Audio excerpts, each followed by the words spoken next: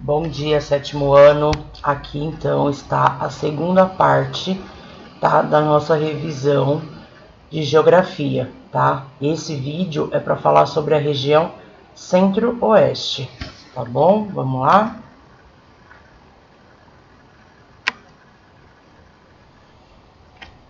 Então, aqui nós podemos observar, né, que a região Centro-Oeste, ela fica no centro, né, do Brasil, ok?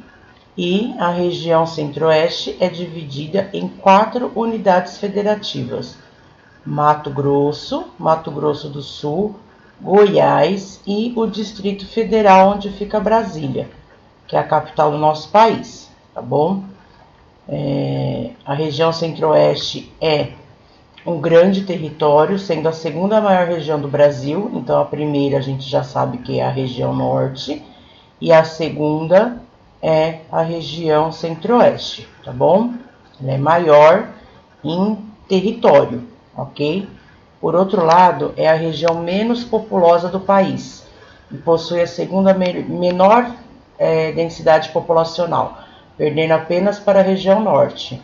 Então, se a região Norte já era pouco povoada, né?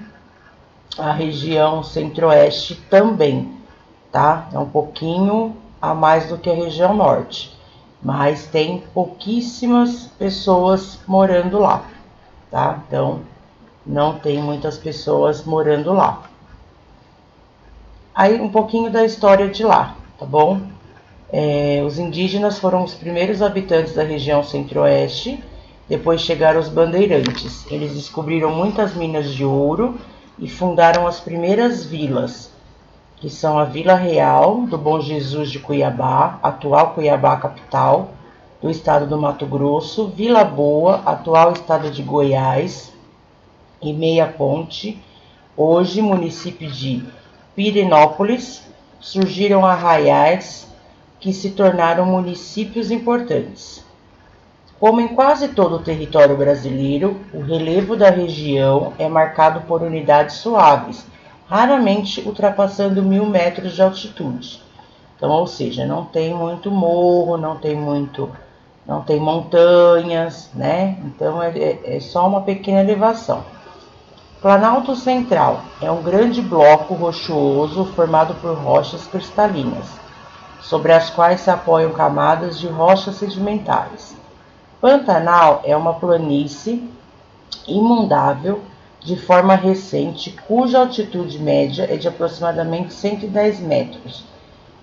É, portanto, uma depressão relativa situada entre os planaltos central e meridional. O Planalto Meridional se estende da região sul até os estados do Mato Grosso do Sul e Goiás. Nele são encontrados os solos mais férteis de todo o Centro-Oeste, a terra roxa, que aparece em forma de manchas no sul de Goiás e em Mato Grosso do Sul. Então, essa terra roxa aí, ela é um solo muito fértil aí para agricultura e tudo mais. Como que é o clima de lá? Então a gente já falou como que é o relevo e como que é o clima. O clima da região centro-oeste do Brasil, ele é tropical. Ele é quente e chuvoso, essa é a principal característica, tá bom? Sempre presente nos estados de Mato Grosso do Sul e de Goiás. A característica mais marcante desse clima quente é a presença de um verão chuvoso, então chove muito, entre os meses de outubro a março, e um inverno seco, entre os meses de abril a setembro. Então, nesse clima tropical, quais são as principais características dele? Ele é quente e chuvoso, né, no verão, e no inverno ele é bem seco, tá bom?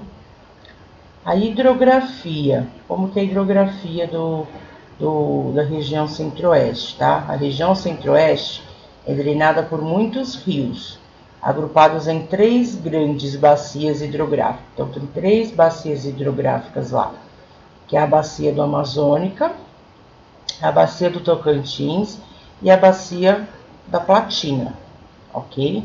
Então, a bacia do Mato Grosso aí, que é a bacia da Amazônica, né? Em Mato Grosso para onde se deslocam os rios colossais, como o Xingu, os rios que formam principais afluentes do rio Amazonas, como o Jurema e o Teles, que formam o rio Tapajós. Bacia do Tocantins, para Araguaia, ocupando o norte e o ponto mais a oeste de Goiás, e o extremo leste de Mato Grosso. A Bacia Platina, que é subdividida em duas bacias hidrográficas, a Bacia do Rio Paraná e a Bacia do Rio Paraguai no restante da região. Então, ou seja, é uma região que tem bastante rio aí, tá bom? A hidrografia aí tem alguns rios, algumas bacias hidrográficas super importantes. Temos também a Bacia do Rio Paraná, na divisa com os estados de Minas Gerais, São Paulo e Paraná. O centro-oeste é banhado pelo rio Paraná e por um de seus formadores, o rio Paranaíba, no extremo sul de Goiás. A Bacia do Paraguai, a maior bacia hidrográfica em extensão da região centro-oeste, é a Bacia do Rio Paraguai, que nasce na Chapada dos Parecis, no estado de Mato Grosso. Seus principais afluentes são os rios Cuiabá, Taguari e Miranda. A demografia. Com 13.677.475 habitantes, conforme dados contabilizados pelo censo do IBGE, em 2010, a região centro-oeste é pouco povoada.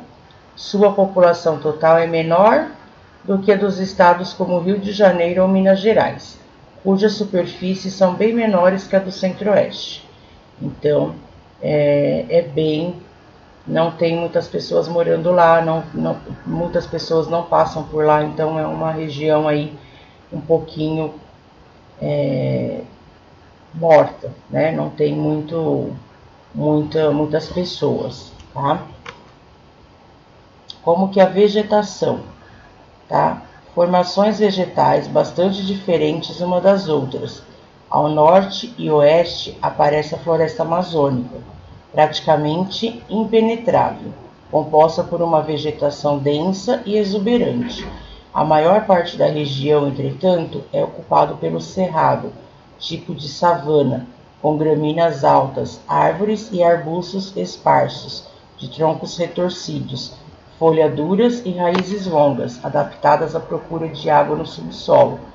Então, o tipo de vegetação que predomina lá, além da floresta amazônica, é o cerrado. Bom, então essas duas vegetações aí que é mais comum você encontrar lá na região centro-oeste. Quais são as atividades econômicas de lá?